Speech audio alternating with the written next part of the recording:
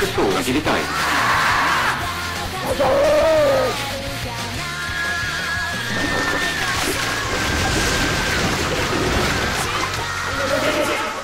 Salut YouTube, c'est Bob Zombie, un peu moins gros mais toujours aussi beau. Nostalgique d'un temps mort, oublié et lointain, vient chercher bonheur dans cette émission totalement réac, garantie 100% humour de droite. Aujourd'hui, on va se faire plaisir avec la suite des aventures cosmiques du blondinet Warlock dans un bel ouvrage d'un fort beau gabarit. Puis nous plongerons dans l'infamie la plus totale de la part d'Aredi, qui à travers un album hors série dédié à Hulk, a essayé de nous mettre un doigt en prétendant que ça fait pas mal sous couvert médical. Geek réac et nostalgique, bienvenue dans ce nouvel épisode du MAG.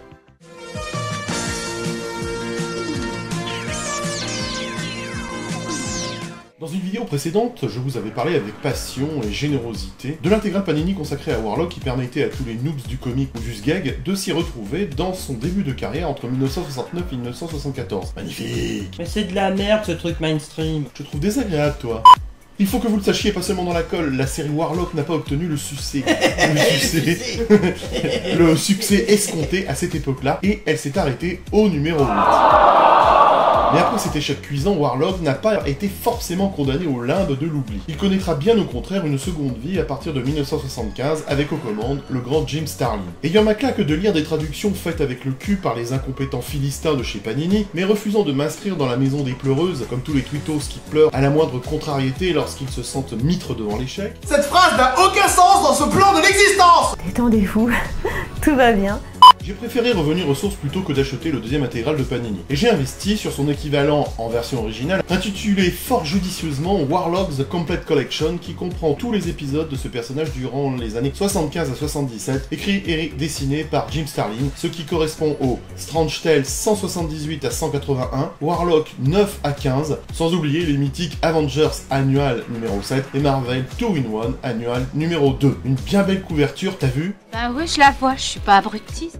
En bonus, la fin du recueil nous propose 16 pages de crayonné dessinées par Alan Weiss sur un scénario de Starlin intitulé Just a Mirror Incident. Un seul bémol à mon avis sur ce recueil, c'est que l'épisode du Marvel Team Up 55 qui fait la jonction entre le Warlock 15 et l'Avenger Annual numéro 7 n'a pas été inclus pour la simple et bonne raison artistique qu'il a été réalisé par Bill Mantlo au scénario, par John Byrne au dessin, par Dave Hunt à l'ancrage, et les costumes et décors sont de Roger Hart et de Donald Cardwell. Référence de Boomer. Et du coup, il n'y a pas, car ce recueil est consacré uniquement à Jim Starlin. Ah! Les histoires comprises dans les Strange Tales 178 à Warlock 11 sont entièrement consacrées au devenir d'Adam Warlock. Les jeunes lecteurs de type bolos ou plébéien d'aujourd'hui seront déconcertés par un mode de narration qui est oublié en cette époque de médiocrité. Si on le remet dans le contexte de l'époque, par contre, les comics étaient de véritables opéras sur papier, sans limite dans la narration. C'était la mode à l'époque. Starlin utilise un mode d'expression emprunté au théâtre avec un fort élan romantique. Il n'y a qu'à voir la scène d'ouverture avec la jeune femme s'écroulant au pied du héros pour revoir un archétype du roman d'aventure et de la bande dessinée genre Flash Gordon, illustré par Alex Raymond.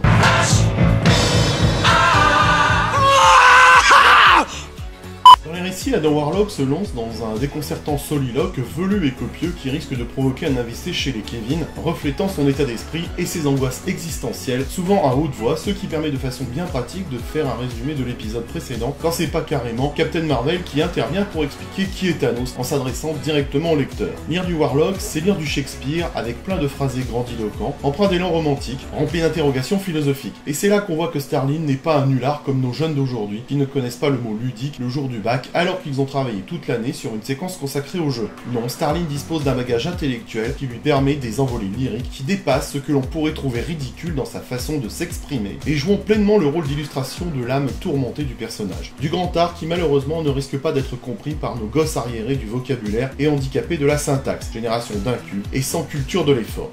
Alors oui, faut s'accrocher pour se faire à cette forme d'emphase très différente du naturalisme habituel des comics. Avec Starlin, dans cette seconde saga des années 75-77, Warlock dépasse le simple produit d'une expérience génétique, devenu super-héros voyageant de planète en planète, avant d'endosser le rôle de Messie avec résurrection à la clé quand même, sur une terre alternative. Car oui, cher lecteur cultivé et ami de cette chaîne qui a très bon goût puisque vous appréciez mes émissions, dans cette seconde partie de carrière, bébé Warlock découvre que dans l'avenir, il deviendra le dieu d'une religion totalitaire et expansionniste. Pour faire simple, cette seconde partie de carrière est un voyage de découverte existentielle basé sur de solides préceptes philosophiques. Adam Warlock est confronté au fait qu'il refuse de devenir ce que les autres veulent qu'il devienne. Un peu comme moi sur cette chaîne quand certains trous de cul voulaient me changer pour un personnage que je ne suis pas. Au début, ça m'a fait comme une sorte de... Fussoir. Nonobstant, les épisodes de Warlock 12 à 15 sont moins intenses et plus classiques. L'épisode de Warlock 12 est censé être humoristique avec Pip le troll, mais moi je n'ai pas trouvé ça très amusant. Holocaust m'a fait beaucoup plus rigoler, c'est pour dire.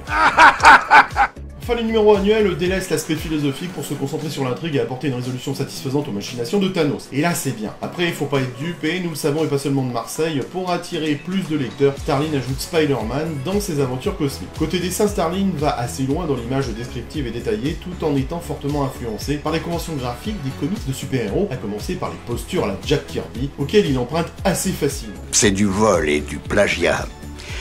J'aime pas trop les voleurs et les fils de pute.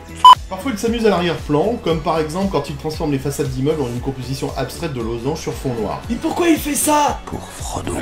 Non, pas pour Frodon, c'est juste qu'il ose aller dans le délire visuel. Il remercie aussi Steve Ditko pour ses paysages surnaturels dans Doctor Strange. Et bien évidemment, les épisodes qui restent mémorables, bien des décennies plus tard, et encore aujourd'hui, sont forcément l'annuel numéro 7 des Avengers et le Marvel Team-Up numéro 2. Les derniers épisodes avec Thanos, les Avengers, La Chose et Spider-Man sont moins bavards, mais plus centrés sur l'action, et ça fait le café. La couverture glacée non lavable est somptueuse, c'est celle du Warlock 9 de octobre 1975, et elle est belle, non? Non. Au final, quel est le contenu de ce recueil, me demanderez-vous?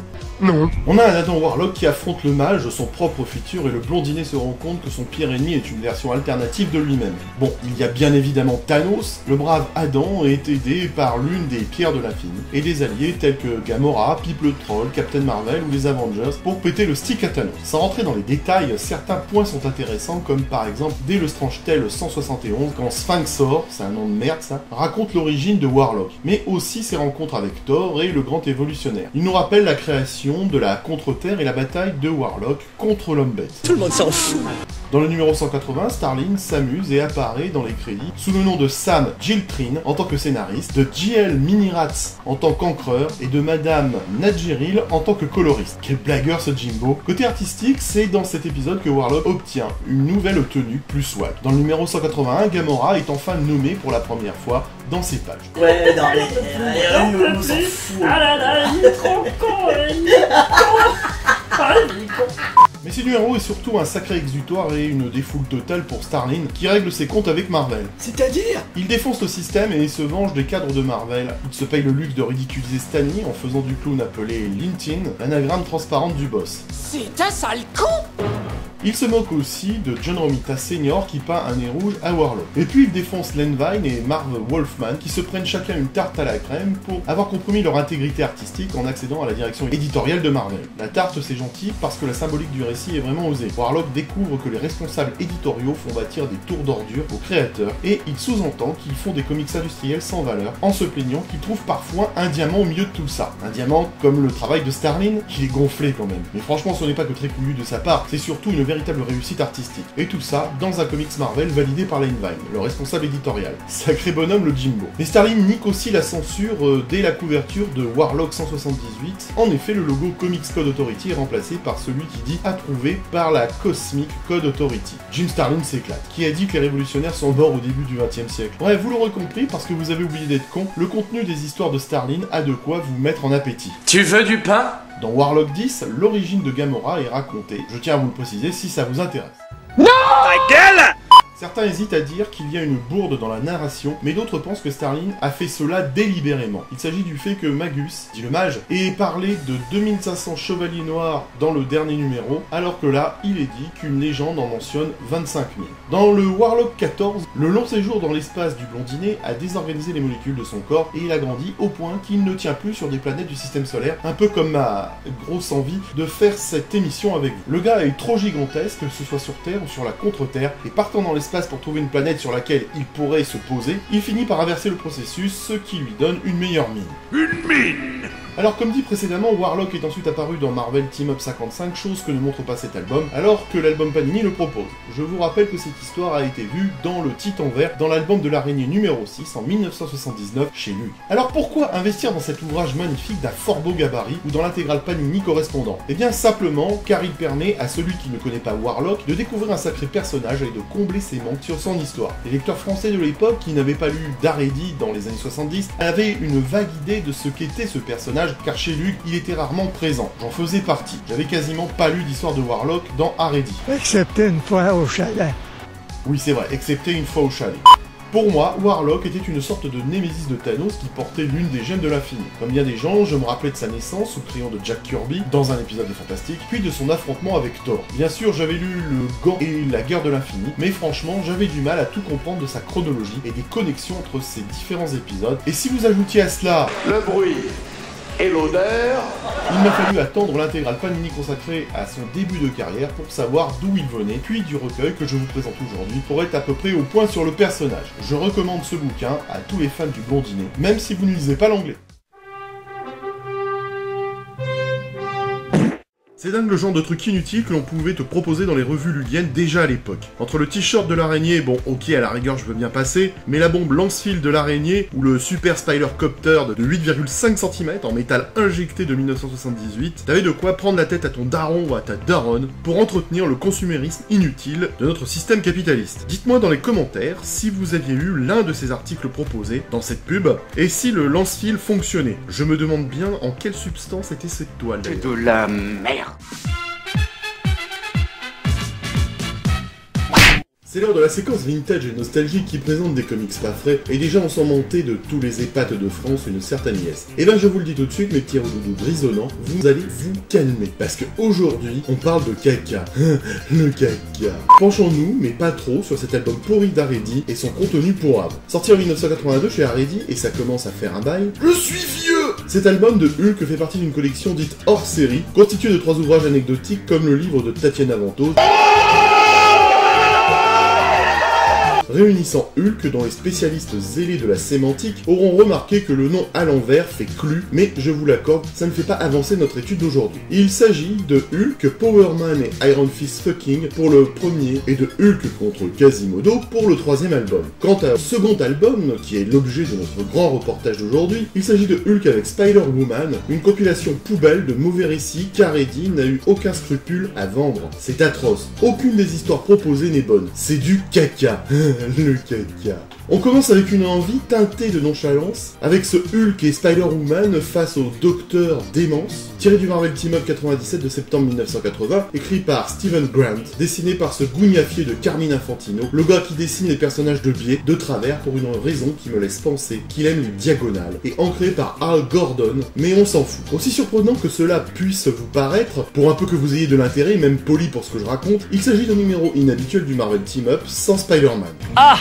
Il semblerait que ce soit, d'après les infos que j'ai pu trouver, ça n'a pas été facile, donc mettez un pause blow et abonnez-vous, un numéro complémentaire de Spider-Woman qui a été utilisé dans la série Marvel Team-Up pour respecter un délai ou quelque chose du genre et que l'on peut placer entre le Spider-Woman 30 et 31. L'histoire ressemble à un épisode classique de Spider-Woman qui contient simplement Hulk dans son récit. Et mon Dieu que c'est mauvais. C'est de la merde. Scotty McDowell, le chasseur de primes cotorep de type handicapé avec lequel Spider-Woman travaille régulièrement, envoie la jolie en mission pour choper un gars qui crée des monstres. Ouais, je sais, le scénario tient sur un bout de timbre et ça ne vole pas haut. Mais parmi les monstres collectionnés, le savant fou a eu l'idée de capturer Hulk qui va bien évidemment se libérer et tout péter. S'il fallait trouver un point positif à cette histoire qui me fait penser à un remake de l'île du Docteur Moreau, mais sans l'île et sans le Docteur Moreau, eh bien je dirais que ce sont les courbes généreuses capables d'exaspérer les sens des employés du gaz de la belle Spider-Woman. Il y a du nichon et ça fait pas mal au sein. Comme on le dit chez les mâles délaissés par leur bourgeoise acariate après 20 ans de mariage. Oups. Par contre Hulk dessiné par Infantino, c'est comment dire, je voulais juger de la qualité ou pas de ce dessin. Et vous savez ce que c'est le pire dans tout ça? Non. Eh bien, c'est que cette histoire est peut-être finalement la moins pire de tout l'album. Le second récit réunit Hulk et Khazar contre MODOK. Cette histoire est tirée du Marvel Team-Up 104 d'avril 1981, écrite avec le cul par Roger Mackenzie et dessinée par Jerry Bingham. MODOK affronte Hulk au pays sauvage avec Khazar et Zabo. Et c'est une très mauvaise histoire comme le contenu du livre de Tatiana Ventose avec MODOK qui essaie d'asservir les dinosaures pour qu'ils puissent gouverner le monde. Quoi? C'est nul comme le Brésil. On notera juste quelques instants sympas, comme cette case où Hulk frappe un T-Rex dans le bide, et un beau combat contre MODOK, mais c'est cher payé pour une histoire aussi indigente que les programmes politiques de la dernière campagne présidentielle, tout candidat confondu. Franchement, je me suis plus marré à lire les mémoires d'Anne Frank que ce bouquin immonde. On retiendra cependant que le numéro 104 et le numéro 105 des Marvel Team-Up présentent Hulk comme le personnage principal au lieu de Spider-Man. Par curiosité intellectuelle, on pourrait se poser la question de savoir si Marvel n'était pas en train d'expérimenter l'idée pour voir si la popularité croissante de Hulk due à son émission télévisée signifiait qu'il pouvait potentiellement conserver ce titre ainsi que Spidey, à moins que ce soit pour se débarrasser d'histoires nulles. Et Et puis on va s'avancer encore plus dans la médiocrité comme une jeune enfant sud-américaine barbotant dans la boue de la glebe hostile qu'elle doit travailler pour pouvoir survivre, s'enfoncer dans la plus infâme médiocrité, disais-je, avec le prochain épisode qui devient cette fois-ci débile. Il s'agit de Hulk, Power Man et Iron Fist Fucking, dans une histoire tirée du Marvel Team Up 105 écrit par Mike Barr, que je connais pas, et dessiné une fois de plus avec le cul par Carmine Infantino et ancré par Mike Exposito, qui n'est pas l'auteur de Kalimba de Luna. C'est une histoire atroce, comme la série Boba Fett. Ah ouais, quand même, les monstres. Pour une raison aussi débile que l'argumentation creuse de Melanie Luce, Hulk attaque l'avion de Luke Cage et Iron Fist Fucking dans le désert, juste parce que... parce qu'il n'aime pas les avions. Tu sens que le gars n'a pas la wifi dans toutes les pièces. Et puis le récit s'attarde sur le duo qui rencontre une famille de pecnos du désert, dont le père, aux allures de gauchiste aux cheveux gras, pléonasme, pense que Luke Cage est Hulk. Et le plouc prend en otage un passager d'avion pour le forcer à déplacer un rocher, afin qu'il puisse atteindre une source du désert. Le rocher s'avère trop lourd pour Cage, mais tel un Jean-Louis relou, Hulk refait surface, attaquant Iron Fist sans raison apparente. Ce qui est débile, je le répète, car Hulk avait déjà rencontré Power Man et Iron Fist dans la 3ème édition de l'annuel Marvel Team Up, diffusé justement dans le premier album de cette collection hors série d'Aredi. Ils sont partis en bons termes dans cet album, et là tu ne comprends pas pourquoi Hulk veut péter la gueule à Iron Fist. Au milieu des ploucs, il y a une gentille petite fille, qui est la gamine du Pecno qui a menacé Luke, et la louloute attendrit Luke. À la fin de l'histoire, Luke décide d'emmener la petite fille du village de Pecno avec lui en ville. Ah, c'est pas un enlèvement d'enfant, ça? En tout cas, ça n'a pas l'air très légal.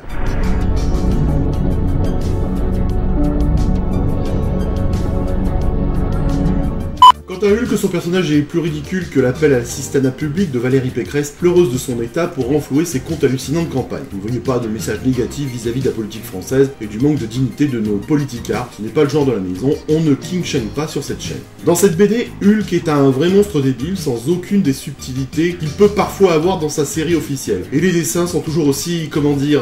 À chier? Oui, c'est ça, à chier. Mais le supplice continue avec Power Man et Iron Fist, toujours dans ce Marvel Team Up foireux, où Luke et la petite fille sont à New York. Ils assistent à un défilé de mode avec Colin, Misty, quand soudain les modèles pètent un câble et font une prise d'otage avec un pistolet à balles explosives. Il y a de la baston et la petite fille participe même à l'action car elle a appris à se battre en regardant l'entraînement de Colin Wing. Voilà, je ne sais pas quoi dire de positif sur cet album. Alors me dis rien. N'investissez surtout pas dedans, il n'en vaut pas la peine, et par dévotion à mon public aimé, je me suis infligé cette purge pour vous mettre en garde contre ce bouquin insane qui pue du cul. On pourra dire que je vous aime, mes petits farfadets.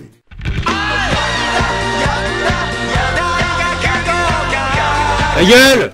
C'est l'heure de notre jeu à la con. Dites-moi les poilus, si vous êtes incollable sur le monde de Lug, dans quelle revue, au pluriel, on pouvait trouver à l'époque cette pub assez originale pour le chef-d'œuvre de Starlin. J'attends vos réponses complètes dans les commentaires. Le premier à répondre ne gagnera pas ce magnifique Spider-Copter parce que je l'ai pas. Ok. Cette émission est maintenant terminée, mes chers farfadets. J'espère qu'elle vous aura plu. Non. Laisse post blow pour récompenser mon boulot. N'achetez pas chinois, c'était Bob Zombie, le prince de la bulle de love dans le tube. Salut les geeks. Je sais où tu te caches. Viens ici que je te dis. Non, appelle remplacé. Appelle remplacé. Ça va pas. Mais c'est juste insupportable. Arrêtez.